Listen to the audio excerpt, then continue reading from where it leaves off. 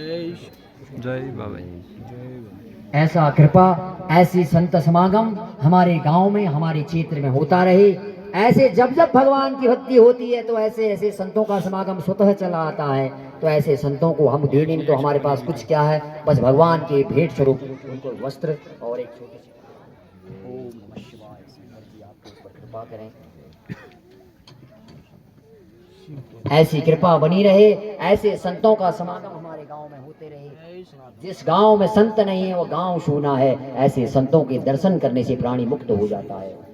तो अब कथा में पूर्ण योगदान दिया है ऐसे महान विभूति, ऐसे दिव्य परम तेजस्वी स्वयं जिन्होंने अपनी आत्मलिंग को जागृत कर लिया हो, जो स्वयं शिव समान है, ऐसे महान संत हमारे श्री अटल महाराज जी द्वारा इस कथा में 21,000 की राशि और संपूर्ण भंडारा जो चल रहा है वो पूरा योगदान महाराज जी के द्वारा हुआ है। ऐसे महाराज जी के लिए प्रेम पूर्वक तालियों से उनका स्वागत करो कि ऐसे संत इस गांव में क्षेत्र में बसे हुए हैं जो ऐसी 10 कथा 1000 कथा करा सकते हैं, पर आप लोग उनका सम्मान करना सीखें और ऐसे संतों को जैसे भी हो अपने गांव में रोकने का प्रयत्न करें। क्यों? क्योंकि ऐसे संत जहां होते हैं, संत को जब तक रहते हैं तब तक कोई नहीं पहचानता। जो ओरिजिनल दिव्य संत हैं उनके जाने के बाद उनकी महिमा गाई जाती है। जैसे सोमवारी महाराज, नीम करौली महाराज, जितने भी महान संत हुए उनके जाने के बाद उनकी महिमा से सारी दुनिया आज बखान करती है।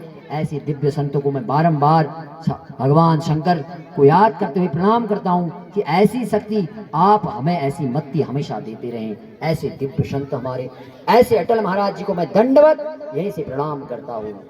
और दूसरे जो इस कथा के, जब मेरे अंदर यह जिज्ञासा हुई कि मुझे इस स्थान पर एक कथा करनी है, पता नहीं क्या प्रभु की महिमा रही, उस कैलाशपति ने, हमारे इष्ट ने ऐसी प्रेरणा करी।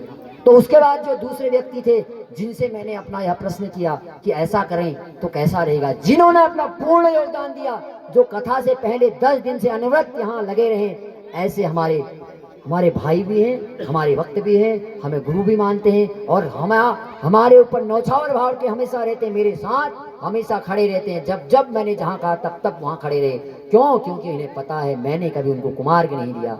उनको पता है उनके अंदर ऐसी भक्ति की झलक है। मेरे साथ कैलाश में बैठे उन्होंने रात रात 3-3 4-4 घंटा तपस्या की है। ऐसे मेरे भ्राता श्री को मैं यहाँ से स्वागत देता हूँ। ऐसे हमारे परम स्नेही हमारे मित्र भी हैं, ऐसे पंकज तिवारी जी सामने आएंगे, उनको एक बार प्रेम से सभी भक्त उनका स्वागत करेंगे। आपके अंदर भगवान की ऐसी कृपा बनी रहे, ऐसी कृपा, ऐसी सामर्थ्य यही इसके ऐसे हमारे भ्राता के द्वारा निरंतर ऐसी कथाएं मैं यहाँ कहने का प्रयास करूंगा। हमारे गांव में अधिक ना तो साल में 2 कथा अवश्य होंगी। यह मैं आज यहाँ पर बोल के जा रहा हूँ भगवान सिद्धनाथ जी की प्रेरणा से। और सिद्धनाथ जी हमें ऐसी सामर्थ्य देंगे, भगवान शिव हमें इस लायक बनाएंगे और जैसा मैंने वहां से उनको कहा वैसा करते रहे बेचारे। ऐसे हमारे ललित ब्रजवासी जी जो नित्य मेरे कहने पर रात को भी 5 किलोमीटर दूर से भी दौड़े चले आते हैं, ऐसे भक्त के लिए भी एक बार प्रेम से ताली के साथ ललित ब्रजवासी जी। तीसरे हमारे भ्राता हैं इस क्षेत्र के निवासी ललित तिवारी जी, आइए इनका भी एक बार जोरदार तालियों से स्वागत। और निरंतर लगे रहे, ये सारी इनके द्वारा हुई है। ऐसे भक्त अगर आपके गांव में पैदा हो गए तो आपका जीवन सफल। और आगे हमारे भ्राता हैं ज्येष्ठ भ्राता, इस जिनको अटल जी के बाद उन्हीं से हमने प्रेरणा ली, उन्होंने कहा आप अवश्य करो, तो उन्होंने पूर्ण योगदान दिया है। ऐसे मेरे भ्राता श्री भी हैं, हमारे गुरु समान भी हैं। हमारे ज्येष्ठ भ्राता अगर यहाँ पर हैं तो वह आएंगे, मैं उनको प्रणाम करूं अगर आ सकते हैं तो। हमारे ज्येष्ठ भ्राता इस मंदिर के जो प्रथम पुजारी के रूप में हमारे भ्राता श्री भोला शंकर शुयाल जी, मैं उनको दंडवत प्रणाम करते हुए एक भेंट स्वरूप देता हूं। आप उनके लिए भी एक बार जोरदार तालियों से स्वागत करेंगे। ऐसे जिन्होंने क्षेत्र में सारी अलग जगह रखी है, महान सैन जी और हमारे गोरखनाथ जी के जो अलग पुजारी कराने वाले ऐसे हमारे ऐसे भ्राताश्री के लिए एक बार जोरदार तालियां। और हमारे बीच में हमारे क्षेत्र के ही हमारे जो ज्येष्ठ पिता हैं, वह शायद यहाँ पर है नहीं, वो हमारे इस मंदिर के द्वितीय पुजारी के रूप में हमारे ताऊ जी जिनको हम कहते हैं, हमारे श्री कृष्णानंद शुयाल जी हैं। वो यहाँ पर है नहीं, पर उनके स्वरूप, उनके लिए भेंट हम अपने भ्राताश्री को देते हैं। उनके लिए भी एक बार जोरदार तालियां। ऐसे बुजुर्गों के आशीर्वाद से, ऐसे सेवा से ये कथा आज संपन्न हुई है।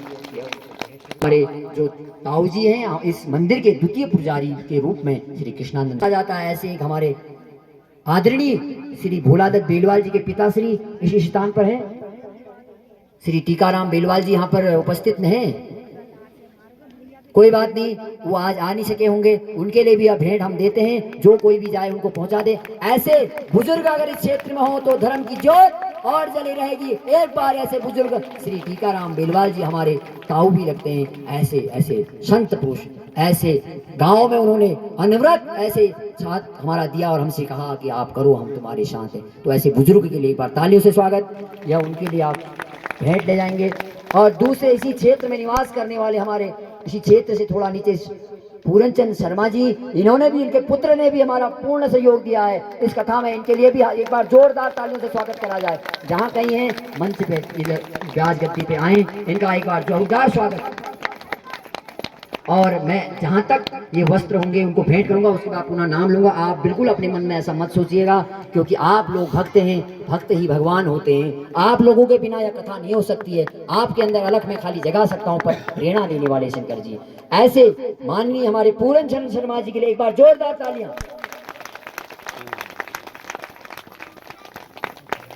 अब हमारे इस भ्राता हैं, एक हैं पानदेव बेलवाल जी, दूसरे हमारे एक ज्येष्ठ भ्राता हैं जो हमारे परम मित्र और हमारे सखा भी रह चुके हैं। ऐसे श्री तोताराम तिवारी जी को भी इस मंच पे आगे व्यास गद्दी पे आने का प्रयास करेंगे। पानदेव बेलवाल जी, एक बार इन दोनों भ्राताओं के लिए